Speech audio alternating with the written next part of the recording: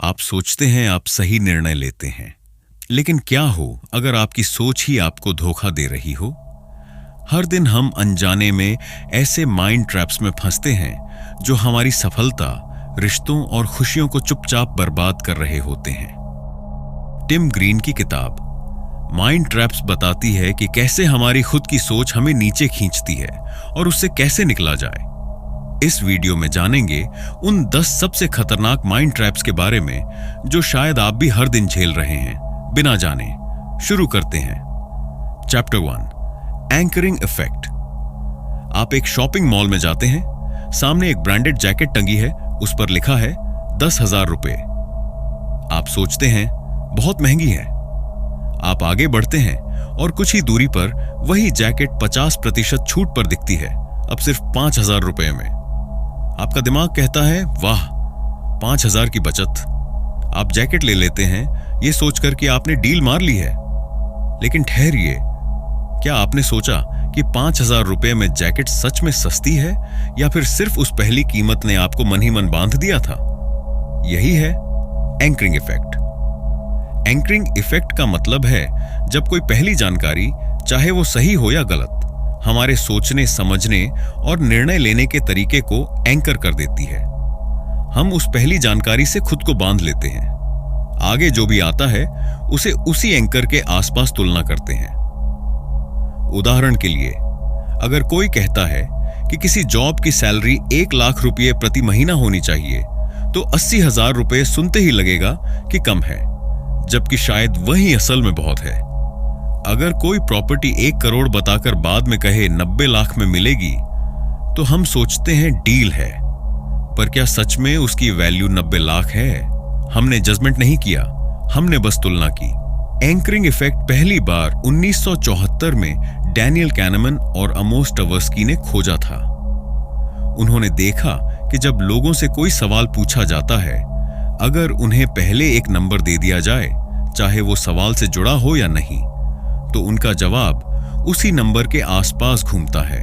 Psychology में यह एक ह्यूरिस्टिक यानी मानसिक शॉर्टकट है। हमारा दिमाग तेज निर्णय लेने के लिए किसी शुरुआती सूचना को पकड़ लेता है और बाकी सब उसी के हिसाब से देखता है। रोजमर्रा की जिंदगी में कैसे होता है ये? बाजार में सौदे, लिमिटेड ऑफर 3,000 से 1,299। आपको 1,299 कम लगता है, जबकि असल में उस चीज की वैल्यू 800 भी नहीं है। Salary negotiation. पहली सैलरी की अपेक्षा आपका पूरा प्रोफेशनल जर्नी सेट कर देती है। आगे आप उसी के आसपास सोचना शुरू कर देते हैं। रिलेशनशिप्स में भी कोई व्यक्ति शुरू में बहुत अच्छा बर्ताव करे तो हम बाद में भी उसकी गलतियों को नजरअंदाज करते हैं। पहला इंप्रेशन एंकर बन जाता है। कैसे बचें एंकरिंग के जाल से? पहली जानकारी पर शक करें। क्या ये कीमत, राय या फैक्ट वाकई सच्चा है या बस मुझे प्रभावित करने के लिए है? वैकल्पिक संदर्भ तैयार करें। एक ही चीज को दूसरे नजरिए से देखने की कोशिश करें। क्या यह निर्णय बिना उस पहली जानकारी के भी वैसा ही होता? आंख बंद करके अपनी कीमत तय करें। जैसे कोई पूछे ये चीज कितने में लेंगे, तो पहले खुद सोचें कि आप क्या देने को तैयार हैं, फिर सामने वाले का रेट सुनें। दूसरी राय लें जब भी लगे कि आप प्रभावित हो रहे हैं। एक दोस्त, साथी या सहकर्मी से राय लें जो उस एंकर से अनजान हो। एंकरिंग इफेक्ट हमें तुरंत निर्णय लेने में तेज बनाता है, लेकिन कई बार यह तेजी हमें गलत दिशा में ले जाती है। अगली बार जब कोई कीमत, दावा या राय सामने आए, रुकिए, सोचिए, पूछिए खुद से, क्या मैं सोच रहा हूं या बस उस पहली बात का गुलाम बन गया हूं? Chapter 2, confirmation bias. कल्पना कीजिए आपने मन बना लिया है कि एक नया मोबाइल ब्रांड मार्केट में बहुत बेकार है। अब आप YouTube पर रिव्यूज देखने लगते हैं। जो भी वीडियो उसका मजाक उड़ाता है या खामियां बताता है, आप उसे पूरा देखते हैं, पसंद करते हैं, शेयर भी कर देते हैं। लेकिन जैसे ही कोई पॉजिटिव रिव्यू आता है, आप सोचते हैं इसको तो पैसे मिले होंगे और आगे बढ़ जाते हैं। आपकी सोच तय हो चुकी थी। अब आप सिर्फ वही देख, सुन और मान रहे हैं जो आपकी सोच को सही साबित करता है। इसी को कहते हैं कॉन्फर्मेशन बायस। कॉन्फर्मेशन बायस क्या है? कंफर्मेशन बायस यानी पुष्टि पूर्वाग्रह एक ऐसा मानसिक जाल है जिसमें हम वही जानकारी चुनते हैं, याद रखते हैं और स्वीकारते हैं जो पहले से हमारे विश्वास को सपोर्ट करती हो। मतलब हमें सच नहीं चाहिए, हमें वो चाहिए जो हमारे दिमाग के बनाए गए सच को मजबूत करे। मनोविज्ञान के नजरिए से यह बायस हमारे ब्रेन के कॉग्निटिव कंफर्ट जोन से जुड़ा है। हमारा दिमाग संदेह या विरोधाभास को असुविधाजनक मानता है, इसीलिए वो ऐसे तथ्यों को ही पकड़ता है जो हमारी सोच के साथ मेल खाते हैं, ताकि कंफ्यूजन या असहमति से बचा जा सके। 1950 के दशक में लियोन फेस्टिंगर ने कॉग्निटिव डिसोनेंस की थ्योरी दी थी। उन्होंने देखा कि जब हमारे विश्वास और तथ्य टकराते हैं तो हम अक्सर तथ्य को नजरअंदाज कर देते हैं बजाय कि विश्वास को बदलने के। रियल लाइफ के उदाहरण, राजनीति में अगर आप एक पार्टी को पहले से पसंद करते हैं तो उसके नेता की आलोचना आपको झूठ लगती है, भले ही वह सच्ची हो। रिलेशनशिप में जब आप किसी से प्यार करते हैं तो उसके नकारात्मक व्यवहार को भी नजरअंदाज करते हैं, क्योंकि आप पहले से मान चुके हैं कि वो अच्छा इंसान है। हेल्थ या मेडिकल मामलों में अगर आपने कहीं पढ़ लिया कि कोई घरेलू नुस्खा काम करता है तो आप गूगल पर केवल उसके फायदे ढूंढते हैं, नुकसान नहीं। सोशल मीडिया एल्गोरिदम भी इस बायस को फीड करता है, आपको वही कंटेंट दिखाता है जो आप पहले से पसंद कर रहे हैं। धीरे धीरे एक इको चेंबर बन जाता है। समस्या कहां होती है? कॉन्फर्मेशन बायस छोटा लगता है, लेकिन इसके बड़े परिणाम हो सकते हैं। गलत फैसले, आप किसी भी नए, सटीक या भिन्न जानकारी को खारिज कर देते हैं। सीमित सोच, आप नई राय, विचारधारा या दृष्टिकोण से दूर रहते हैं। विकास में रुकावट, अगर आप हर बार सिर्फ वही सीखते हैं जो आप पहले से जानते हैं तो आप कभी अपने आप को चुनौती नहीं देते। कॉन्फर्मेशन बायस से कैसे बचें? मुझे गलत साबित कर दो वाले नजरिए से सोचें। जानबूझकर अपने विचारों को चुनौती दें। सवाल करें, अगर मैं गलत हूं तो क्या होगा? विरोधी राय पढ़ें, सुनें। जब आप किसी विचार से सहमत होते हैं तब किसी ऐसे का लेख पढ़िए जो उससे असहमत हो, सीखने को मिलेगा। क्या मैं बस ढूंढ रहा हूं कि मैं सही हूं? यह एक पॉज बटन है। हर बार जब आप कोई जानकारी पढ़ें, यह सवाल जरूर पूछें। प्रश्न पूछने की शैली बदलें। मैं कैसे सही हूं की जगह पूछें, मैं कहां गलत हो सकता हूं? डिबेट करें, लड़ाई नहीं। बहस करने से सोच विस्तृत होती है, बशर्ते आप सुनने को तैयार हों। हम मानते हैं कि हम सच देख रहे हैं, लेकिन ज्यादातर वक्त हम बस वही देख रहे होते हैं जो हमारे मन को अच्छा लगे। कॉन्फर्मेशन बायस हमारी सोच को सीमित करता है, हमारी दुनिया को छोटा करता है। पर अगर आप सच में सीखना चाहते हैं, बढ़ना चाहते हैं, तो आपको सिर्फ जवाब नहीं, सवाल भी बदलने होंगे। चैप्टर 3, अवेलेबिलिटी बायस। आपको क्या लगता है, क्या आजकल हवाई जहाज में यात्रा करना ज्यादा खतरनाक है या सड़क पर गाड़ी चलाना? ज्यादातर लोग जवाब देंगे हवाई जहाज। क्यों?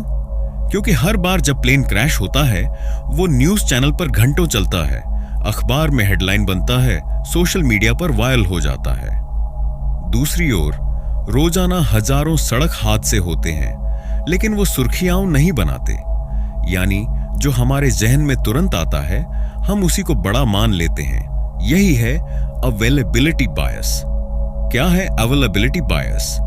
अवेलेबिलिटी बायस यानी उपलब्धता पूर्वाग्रह एक मानसिक जाल जिसमें हम उसी सूचना को सबसे महत्वपूर्ण मानते हैं जो हमारे दिमाग में सबसे आसानी से और तुरंत आ जाए।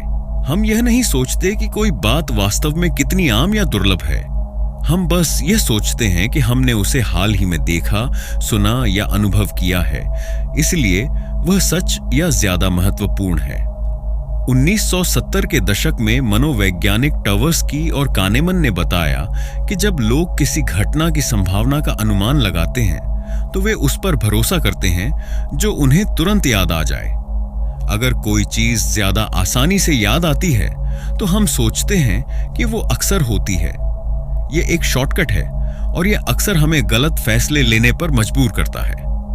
रोजमर्रा की जिंदगी में कैसे दिखता है ये बायस? खबरें और डर। किसी इलाके में अगर एक बार चोरी हो जाए और वह हर जगह चर्चा में आ जाए तो लोग सोचने लगते हैं कि पूरा मोहल्ला असुरक्षित है, जबकि बाकी समय वहां कुछ होता ही नहीं। स्वास्थ्य और बीमारी, आपने किसी को सुना कि फलां वैक्सीन से रिएक्शन हुआ तो आप मान लेते हैं कि वो वैक्सीन खतरनाक है, भले ही वैज्ञानिक रिपोर्ट कुछ और कहती हो। बिजनेस में निर्णय, अगर आपने हाल में किसी दोस्त को शेयर मार्केट में घाटा खाते देखा तो आप सोचते हैं शेयर मार्केट तो जुआ है।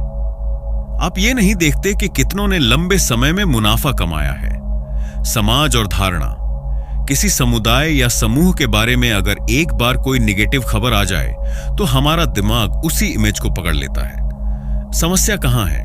आप तथ्य से नहीं, भावनाओं और यादों से निर्णय लेते हैं। आप जो सच है वो नहीं देखते, बल्कि जो आसानी से याद आता है वही मान लेते हैं। आप खतरों का अतिरंजित मूल्यांकन करते हैं, जिससे डर, भ्रम और गलत धारणा पैदा होती है। कैसे बचें अवेलेबिलिटी बायस से? रुके और सोचें, क्या यह विचार इसलिए आया क्योंकि यह सच है, या सिर्फ इसलिए क्योंकि आपने इसे हाल ही में सुना? आंकड़ों पर भरोसा करें। जब भी किसी चीज की संभावना का अनुमान लगाना हो, न्यूज, कहानी या अपने अनुभव पर नहीं, डाटा पर भरोसा करें। लॉन्ग टर्म देखें। किसी घटना या ट्रेंड को एक दो मामलों से नहीं, समय की बड़ी तस्वीर से देखें। सूचना के सोर्स को जांचें। कौन सी जानकारी आपको मिल रही है? क्या वह विश्वसनीय है या सिर्फ आपकी भावनाओं को झकझोरने वाली? लोगों से पूछें। अलग सोच वाले लोगों से राय लें। हो सकता है उनकी अवेलेबल जानकारी आपसे अलग हो और आपकी सोच खुल जाए। हमारे दिमाग में जो सबसे ताजा हो वह सबसे सच्चा नहीं होता। हम जो याद रखते हैं वो हमेशा सच को नहीं दर्शाता। अवेलेबिलिटी बायस हमें डराता है, बहकाता है और असलियत से दूर ले जाता है। लेकिन अगर हम ठहर कर सोचें, आंकड़े देखें, तथ्यों को समझें, तो हम अपनी सोच को इन भावनात्मक जालों से आजाद कर सकते हैं। Chapter 4, hello effect. कॉलेज में नया प्रोफेसर आया था। एकदम स्टाइलिश ड्रेसिंग, अच्छी बॉडी लैंग्वेज और हर स्टूडेंट से मुस्कुराकर बात करता। पहले हफ्ते में ही पूरे कैंपस में चर्चा थी, यार ये तो बहुत ही समझदार प्रोफेसर हैं, इन्हें सब आता है, बहुत इंटेलिजेंट लगते हैं। लेकिन 2 हफ्तों बाद जब उन्होंने क्लास में पढ़ाना शुरू किया, स्टूडेंट्स को समझ आया कि उनके पास कंटेंट की गहराई नहीं है, तैयारी अधूरी है और कई बातें भ्रमित करने वाली थीं। तो फिर सवाल यह है, हमने पहले ही दिन यह मान कैसे लिया था कि वह एक महान टीचर हैं? सिर्फ इसीलिए क्योंकि वह अच्छे दिखते थे, आत्मविश्वासी लगते थे, क्योंकि हम फंस चुके थे हालो इफेक्ट में। क्या है हालो इफेक्ट? हालो इफेक्ट यानी आभा मंडल प्रभाव। जब किसी एक गुण के आधार पर हम पूरे इंसान, वस्तु या आइडिया की एक समग्र छवि बना लेते हैं। जैसे अगर कोई सुंदर दिखता है तो हम मान लेते हैं कि वह समझदार भी होगा। अगर कोई आत्मविश्वास से बात करता है तो हम सोचते हैं कि वह योग्य भी होगा। अगर किसी ब्रांड की पैकेजिंग अच्छी है तो हम उसका प्रोडक्ट भी अच्छा मान लेते हैं। यानी एक गुण बाकी सब पर प्रकाश डालता है, जैसे एक चमकता हुआ हेलो और हमारी सोच पर पर्दा डाल देता है। हेलो इफेक्ट की अवधारणा पहली बार 1920 में मनोवैज्ञानिक एडवर्ड थॉर्नडाइक ने दी थी। उन्होंने पाया कि एक सैनिक अधिकारी अगर दिखने में अच्छा था तो सीनियर उसे ज्यादा ईमानदार, बहादुर और स्मार्ट रेट करते थे, इवन अगर वह इन मामलों में औसत था। यह बायस हमारे ब्रेन की पैटर्न सीकिंग टेंडेंसी का हिस्सा है। हमारे दिमाग को कंप्लीट पिक्चर पसंद है, तो अगर हमें कोई एक पॉजिटिव फीचर दिखता है, हम बाकी सभी खाली हिस्सों को भी पॉजिटिव से भर देते हैं। रोजमर्रा में हेलो इफेक्ट कैसे दिखता है? Celebrity endorsement. कोई एक्टर किसी प्रोडक्ट का विज्ञापन करता है और हम मान लेते हैं कि वो प्रोडक्ट अच्छा होगा, लेकिन क्या एक्टर उसका एक्सपर्ट है? नहीं। फिर भी उसका स्टार पावर हमारे दिमाग में उस प्रोडक्ट को चमका देता है। रिलेशनशिप्स में जब हमें किसी में एक चीज पसंद आ जाती है, जैसे कि ह्यूमर या उनके बोलने का अंदाज, तो हम मान लेते हैं कि वो व्यक्ति अच्छा, समझदार या वफादार भी होगा। इंटरव्यू में एक कैंडिडेट अगर बोलने में तेज है और स्मार्ट दिखता है तो इंटरव्यूअर को लगता है कि वो बाकी स्किल्स में भी अच्छा होगा, इवन जब ऐसा हो जरूरी नहीं। ब्रांड इमेज, एप्पल, नाइक जैसे ब्रांड की इमेज देखकर हम मान लेते हैं कि उनके सारे प्रोडक्ट्स बेहतर ही होंगे, चाहे कुछ चीजें औसत हों। हेलो इफेक्ट के खतरनाक नतीजे। गलत निर्णय, आप ऐसे लोगों या प्रोडक्ट्स को चुन लेते हैं जो केवल एक पहलू में अच्छे हैं, बाकी में नहीं। अंधभक्ति, किसी पर्सनालिटी की तारीफ करते करते हम उसकी गलतियां नजरअंदाज करने लगते हैं। भेदभाव, हम उन लोगों को कम आंकते हैं जो दिखने या बोलने में साधारण हैं, इवन अगर वे असल में बहुत सक्षम हों। सिस्टम पर असर, ज्यूरी डिसीजन, क्लासरूम ग्रेडिंग या परफॉर्मेंस अप्रेजल, सब पर यह बायस असर डाल सकता है। हेलो इफेक्ट से कैसे बचें? एक गुण से पूरी छवि न बनाएं। अगर कोई स्मार्ट बोलता है या अच्छे कपड़े पहनता है, इसका मतलब यह नहीं कि वह स्मार्ट निर्णय भी लेता है।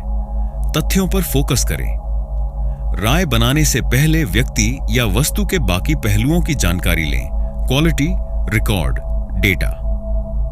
प्रथम इंप्रेशन से सावधान रहें। फर्स्ट इंप्रेशन इंपॉर्टेंट है, लेकिन फाइनल जजमेंट नहीं है। दूसरों को समय दें और खुद को भी। रिवर्स हेलो भी पहचानें। जैसे एक अच्छी चीज बाकी को अच्छा बना देती है, वैसे ही एक खराब चीज हमें पूरी इमेज बिगाड़ने पर मजबूर कर सकती है। यह भी एक बायस है, हॉर्न इफेक्ट। अगर ये अच्छा है तो क्या मैं इसे परख सकता हूं? यह सवाल आपको तटस्थ और सोच समझकर निर्णय लेने में मदद करेगा। दुनिया में कोई भी पूरी तरह अच्छा या बुरा नहीं होता, लेकिन हेलो इफेक्ट हमें काले सफेद में सोचने पर मजबूर करता है। हम किसी एक चमकदार पहलू से अंधे हो जाते हैं और बाकी को देखने की कोशिश ही नहीं करते। पर अगर आप रुकें, परखें और हर इंसान या वस्तु को पूरे संदर्भ में देखें, तो आप खुद को बहुत सारी गलतफहमियों और पछतावों से बचा सकते हैं। Chapter 5, sunk cost fallacy. आपने एक मूवी के टिकट पर 500 रुपए खर्च कर दिए। थिएटर में बैठते ही पता चलता है कि फिल्म बेहद बोरिंग है। अब आप सोचते हैं, पैसे तो दे दिए, अब पूरी देख लेता हूं। हालांकि आप जानते हैं कि अगला 1.5 घंटा बर्बाद होगा। तो क्या 500 रुपए वापस मिलने वाले हैं? नहीं। क्या फिल्म अचानक बेहतर हो जाएगी? नहीं। फिर भी आप उठते नहीं हैं, क्योंकि आप फंस चुके हैं संक कॉस्ट फैलेसी में। संक कॉस्ट फैलेसी का मतलब है जब आप किसी चीज में सिर्फ इसलिए बने रहते हैं क्योंकि आपने उसमें पहले ही समय, पैसा या ऊर्जा निवेश कर दिया है, इवन अगर वह चीज अब आपको नुकसान ही दे रही हो। हम सोचते हैं, इतना खर्च किया है, अब छोड़ना तो बेवकूफी होगी, जबकि असल में वहीं टिके रहना असली बेवकूफी होती है। यह बायस हमारे लॉस अवर्जन से जुड़ा है। हम नुकसान को मानना नहीं चाहते। हमारे दिमाग को लगता है कि छोड़ना हार मानना। साथ ही कमिटमेंट बायस भी काम करता है। हम जो निर्णय ले चुके हैं उससे अलग होना हमें अस्थिर, अस्थायी या असफल महसूस कराता है। इसलिए हम खराब रिश्तों, घटिया बिजनेस या बोरिंग किताबों में टिके रहते हैं, सिर्फ इसलिए क्योंकि हमने पहले ही बहुत कुछ दे दिया है। रोजमर्रा में संक कॉस्ट फैलेसी कहां दिखती है? रिश्तों में हम 4 साल से साथ हैं, अब कैसे छोड़ दूं? भले ही रिश्ता अब जहरीला हो चुका हो। जॉब में इतने साल इस कंपनी को दिए हैं, अब कैसे छोड़ दूं? भले ही आप रोज दुखी होकर घर लौटते हो। बिजनेस में आपने लाखों रुपए किसी प्रोजेक्ट में लगाए हैं, लेकिन वह कोई रिटर्न नहीं दे रहा। फिर भी आप कहते हैं, अब और थोड़ा पैसा डालते हैं, शायद चल जाए। खरीदारी में आपने कोई महंगी चीज खरीदी और अब पछता रहे हैं, लेकिन आप उसे वापस नहीं करते या छोड़ते नहीं, क्योंकि पैसा तो लग ही गया है। क्यों है यह खतरनाक? आप अतीत के निवेश के चक्कर में भविष्य भी खो देते हैं। आप ऐसे रास्तों में अटके रहते हैं जो आपको दर्द, घाटा या तनाव दे रहे हैं। आप खुद को धोखा देते हैं, सोचते हैं कि सब ठीक हो जाएगा, जबकि आप जानते हैं कि ऐसा नहीं है। संक कॉस्ट फैलेसी से कैसे बचें? हर निर्णय को अब से देखें। अपने आप से पूछें, अगर मैं अभी इस स्थिति में होता और कुछ भी निवेश न हुआ होता, तो क्या मैं इसे चुनता? पिछले नुकसान को स्वीकार करें। जितना जल्दी आप लॉस मान लेते हैं उतना ही तेज आप आगे बढ़ पाते हैं। भावनाओं को और हकीकत को अलग करें। दिल कहेगा छोड़ना गलत है, लेकिन दिमाग से पूछिए क्या ये आगे सही है? छोटा नुकसान, बड़ा नुकसान। आज थोड़ी तकलीफ सहने से आप भविष्य में बहुत बड़े नुकसान से बच सकते हैं। लोग क्या कहेंगे भूल जाएं। कई बार हम सिर्फ इसलिए नहीं छोड़ते क्योंकि हमें डर है कि लोग सोचेंगे ये तो हार गया।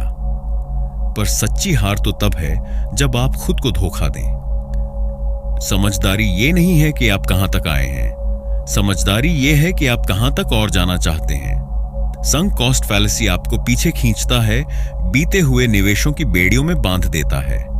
लेकिन अगर आप वर्तमान को साफ साफ देखें तो आप यह तय कर सकते हैं कि आपको अभी क्या करना चाहिए, न कि पहले क्या हो चुका है। चैप्टर 6 हाइंडसाइट बायस।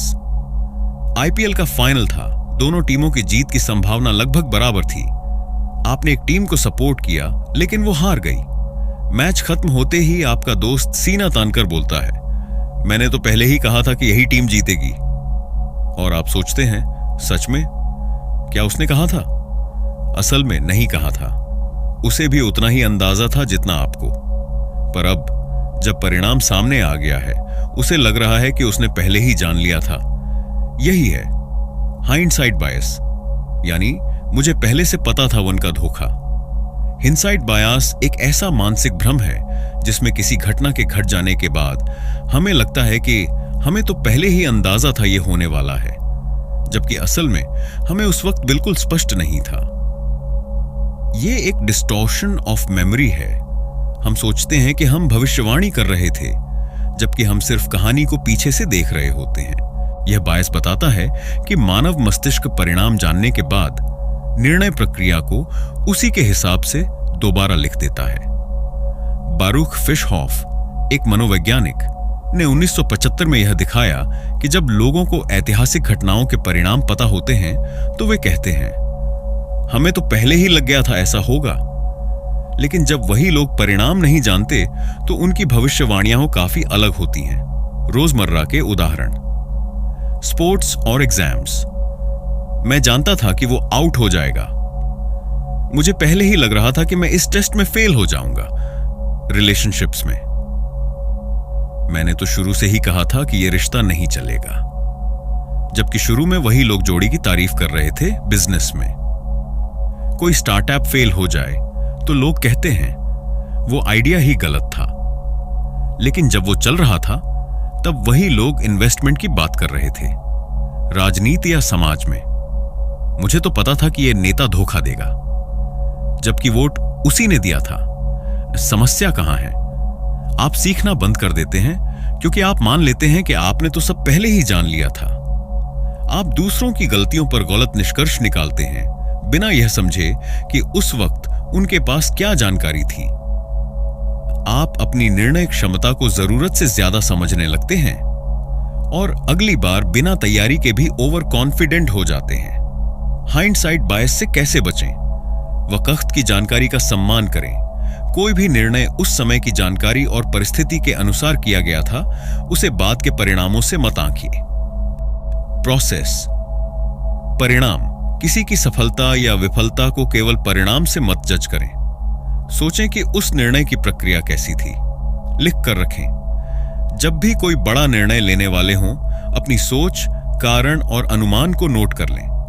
बाद में देखें कि आप सही थे या सिर्फ ऐसा लग रहा था। खुद से ईमानदारी। जब आप सोचें मुझे पहले से पता था, तो रुकें और खुद से पूछें क्या मैंने सच में ऐसा सोचा था या अब ऐसा लग रहा है। सीखने की मानसिकता रखें। कोई भी फेलियर या सरप्राइज एक मौका है सीखने का, न कि यह साबित करने का कि आप पहले से जानते थे। बाद में सही लगने वाला हर निर्णय उस वक्त उतना आसान, साफ या स्पष्ट नहीं होता। हाइंडसाइट बायस हमें भ्रम देता है कि हम हमेशा सही थे, जबकि असल में हम सिर्फ परिणाम देखकर कहानी दोबारा लिख रहे होते हैं। अगर आप सच में बेहतर सोच वाले बनना चाहते हैं तो खुद को सच से जोड़िए, कल्पना से नहीं। Chapter 7 paradox of choice. आप किसी सुपरमार्केट में खड़े हैं, सामने सिर्फ एक सामान खरीदना है, जैम। आपके सामने 24 अलग अलग flavour, strawberry, blueberry, pineapple, orange, honey mix, organic, sugar free और न जाने क्या क्या। 5 मिनट बीतते हैं, फिर 10 मिनट। आप आखिरकार एक बोतल उठाते हैं, लेकिन घर आकर सोचते हैं, पता नहीं, शायद दूसरा वाला ज्यादा अच्छा होता। आप जैम खरीदने गए थे, लेकिन साथ लाए दुविधा, पछतावा और अनिश्चितता। यही है पैराडॉक्स ऑफ चॉइस, यानी विकल्पों की भरमार में फंस जाना। पैराडॉक्स ऑफ चॉइस का मतलब है जैसे जैसे हमारे पास विकल्प बढ़ते हैं, हमारी संतुष्टि कम होती जाती है और निर्णय लेना और भी कठिन हो जाता है। हम सोचते हैं चॉइस जितनी ज्यादा उतनी आजादी, पर सच ये है चॉइस जितनी ज्यादा उतना ज्यादा तनाव। यह सिद्धांत मशहूर साइकोलॉजिस्ट बैरी श्वार्ट्ज ने अपनी किताब द पैराडॉक्स ऑफ चॉइस में प्रस्तुत किया। उनका तर्क था कि जब विकल्प सीमित होते हैं तो हम जल्दी निर्णय लेते हैं और उससे संतुष्ट रहते हैं, लेकिन जब बहुत सारे विकल्प सामने होते हैं, हम फैसला टालते हैं। जो भी चुनते हैं उसके बाद पछतावा महसूस करते हैं और बार बार सोचते हैं, क्या यह सबसे अच्छा था? यह प्रक्रिया हमारे मनोवैज्ञानिक स्वास्थ्य को धीरे धीरे खोखला कर देती है। रोजमर्रा के उदाहरण, ऑनलाइन शॉपिंग। आप सिर्फ एक टी शर्ट लेना चाहते हैं, लेकिन जैसे ही सर्च करते हैं, सामने 3000 से ज्यादा ऑप्शन आ जाते हैं। 1 घंटे बाद आप थक जाते हैं, या तो कुछ नहीं खरीदते या खरीदने के बाद भी खुश नहीं रहते। करियर चुनाव, मैं MBA करूं या कोडिंग सीखूं, फ्रीलांसिंग शुरू करूं या गवर्नमेंट जॉब की तैयारी करूं। जितने ज्यादा विकल्प उतनी ज्यादा उलझन, और कई बार कोई भी रास्ता शुरू नहीं होता। डेटिंग एप्स, असीमित प्रोफाइल्स के चलते हम किसी एक इंसान को चुनने में ही भरोसा नहीं कर पाते। क्या इससे अच्छा कोई और मिल सकता है? इस सोच में हम कमिटमेंट से कतराने लगते हैं। खाना ऑर्डर करना, मेनू जितना बड़ा, फैसला उतना मुश्किल, और खाने के बाद उतना ही ज्यादा पछतावा। समस्या क्या है? डिसीजंस धीमे और भारी हो जाते हैं। हम निर्णय के बाद भी कॉन्फिडेंट नहीं होते।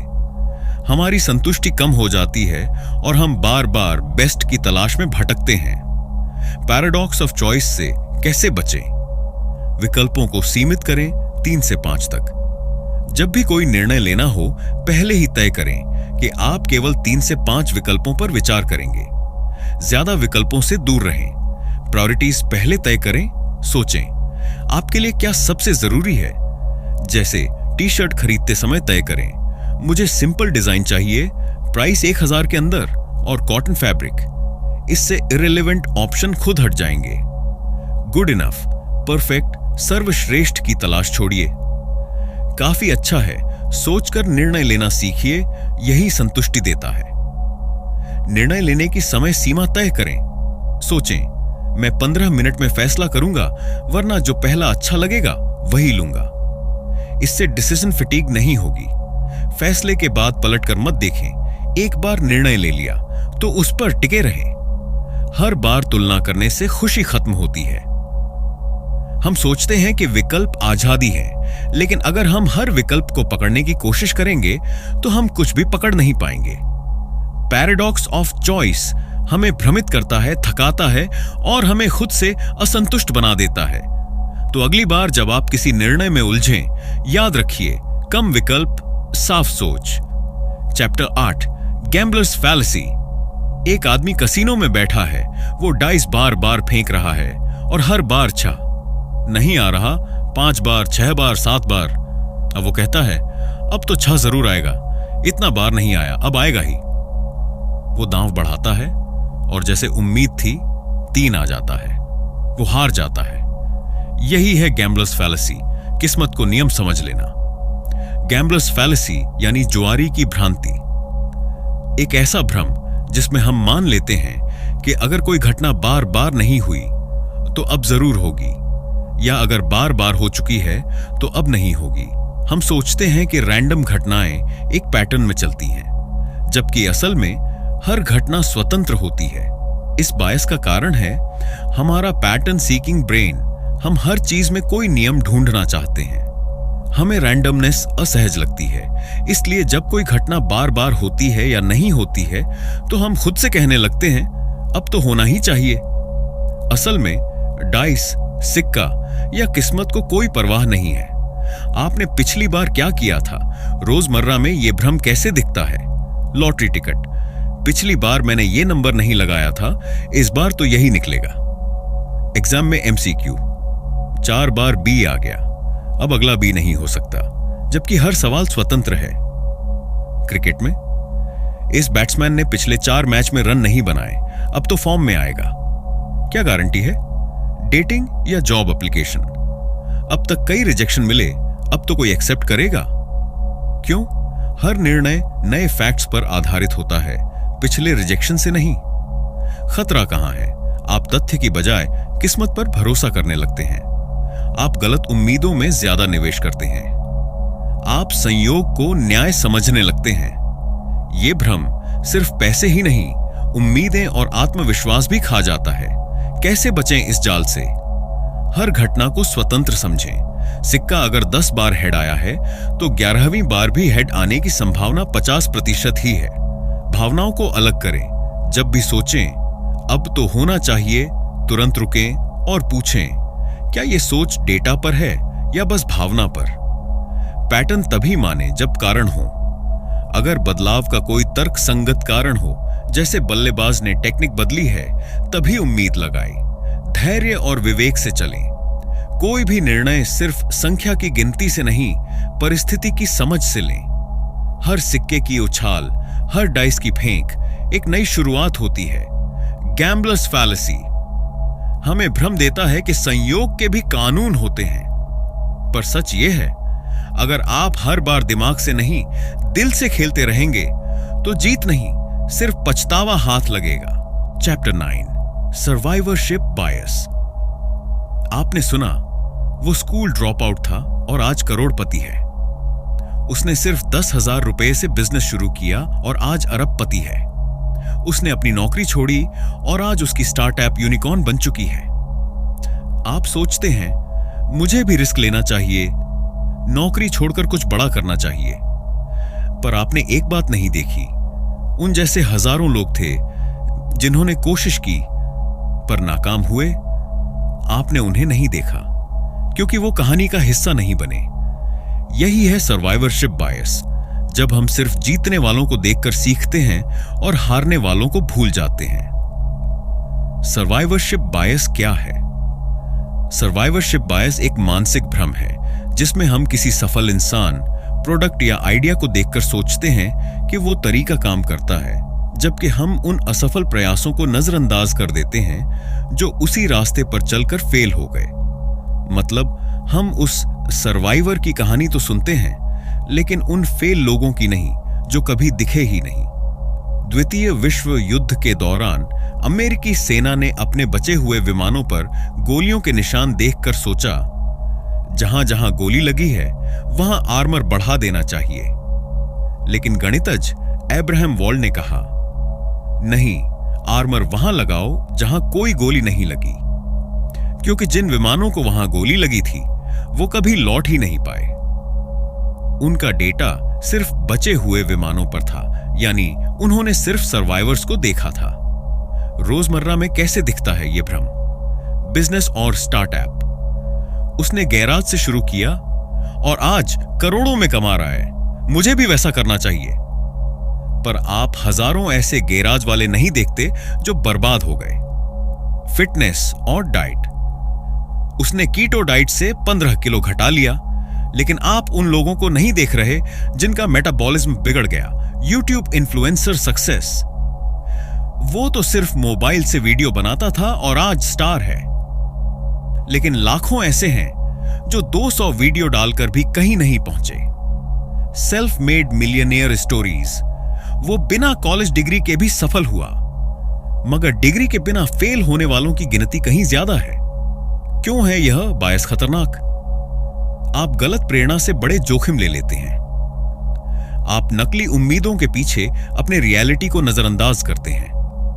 आप सफलता के कारणों को ओवर सिंप्लीफाई कर देते हैं, जैसे बस मेहनत करो सब मिलेगा। जबकि असल में सफलता कई अनदेखे फैक्टर्स पर भी निर्भर करती है। टाइमिंग, नेटवर्क, अवसर, अनुभव, भाग्य। सर्वाइवरशिप बायस से कैसे बचें? दोनों पक्षों का अध्ययन करें। जो सफल हुए और जो फेल हुए, दोनों की कहानियां पढ़ें। जाने कि किसने क्या गलती की, क्या सही किया। आंखों से नहीं, डेटा से सीखें। सिर्फ वो जो दिख रहा है उस पर मत जाइए। देखें कि वास्तव में सफलता की दर कितनी है। कंट्रोल और चांस में फर्क समझें। क्या वह सफलता मेहनत से आई या टाइमिंग और मौके से?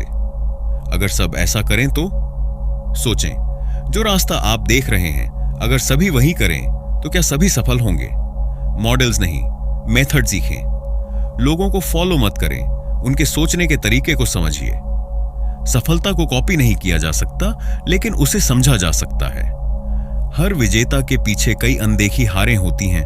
हर चमकती स्टोरी के नीचे कई कटी हुई कहानियां होती हैं। सर्वाइवरशिप बायस हमें सिर्फ स्टार दिखाता है, पर अगर आप सिर्फ वही देखें जो चमकता है तो आप वही चूकेंगे जो सिखाता है। Chapter done. Framing effect. आप डॉक्टर के पास गए। डॉक्टर ने कहा, इस ऑपरेशन की सफलता की संभावना 90% है। आप सोचते हैं, ओह काफी सेफ है। अब वही डॉक्टर कहता है, इस ऑपरेशन में 10% असफलता का जोखिम है। आप चौंकते हैं, 10% फेल हो सकता है।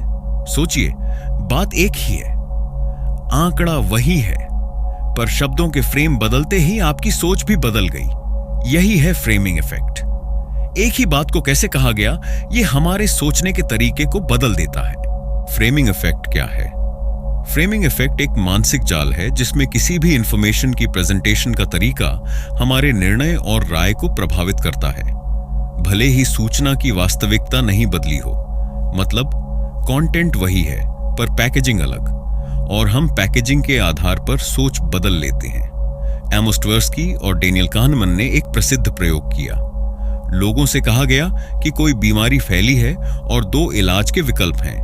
ऑप्शन ए, 200 लोगों की जान बचाई जाएगी। ऑप्शन बी, 33% संभावना है कि सभी 600 बच जाएंगे।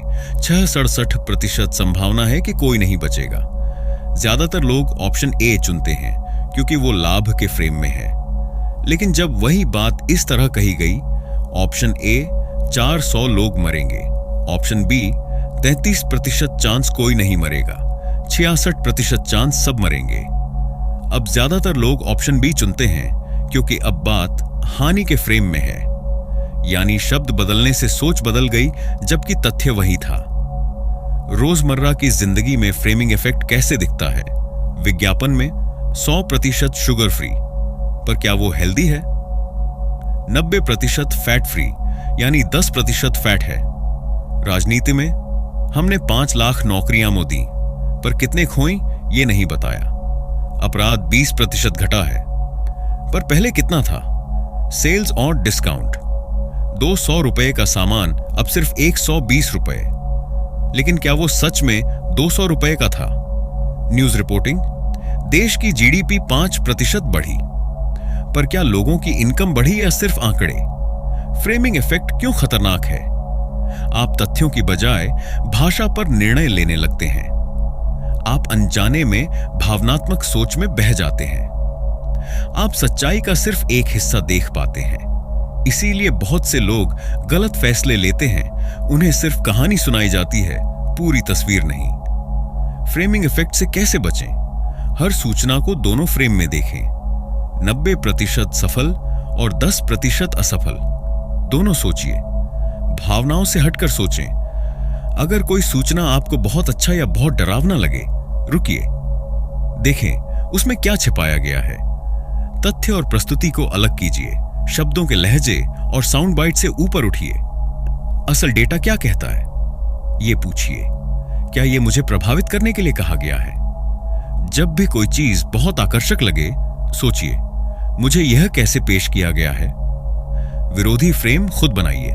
अगर कोई कहे 80% ग्राहक खुश हैं, तो खुद सोचिए 20% क्यों नहीं?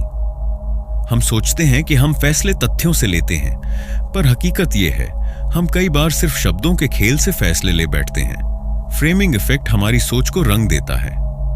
अगर आप सिर्फ एक रंग देखेंगे तो आप कभी पूरी तस्वीर नहीं समझ पाएंगे। तो अगली बार कोई बात सुने तो सिर्फ ये मत सोचिए कि क्या कहा गया, बल्कि सोचिए कैसे कहा गया।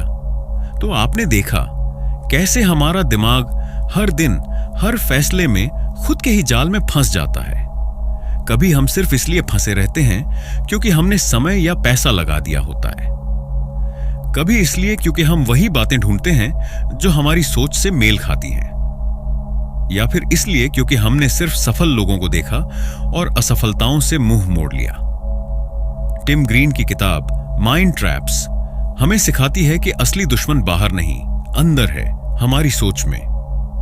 और जब तक हम इन मानसिक जालों को पहचानेंगे नहीं, हम सही फैसले ले ही नहीं पाएंगे। अब क्या करें? हर निर्णय पर रुककर सोचें, क्या मैं सोच रहा हूं या बस प्रतिक्रिया दे रहा हूं? हर बार खुद से पूछें, क्या मैं किसी बायस से तो नहीं देख रहा? और सबसे जरूरी, गलतियों से सीखें, न कि उन्हें सही ठहराएं। अगर आपको यह वीडियो मददगार लगी हो तो इसे लाइक करें, शेयर करें और सब्सक्राइब जरूर करें। नीचे कमेंट करके बताइए आप सबसे ज्यादा किस माइंड ट्रैप में फंसे हैं और अब उससे कैसे बाहर आएंगे। क्योंकि सोचना जरूरी है, पर सही दिशा में सोचना जिंदगी बदल देता है। अगली वीडियो में फिर मिलते हैं, नई सोच और नए नजरिए के साथ। धन्यवाद।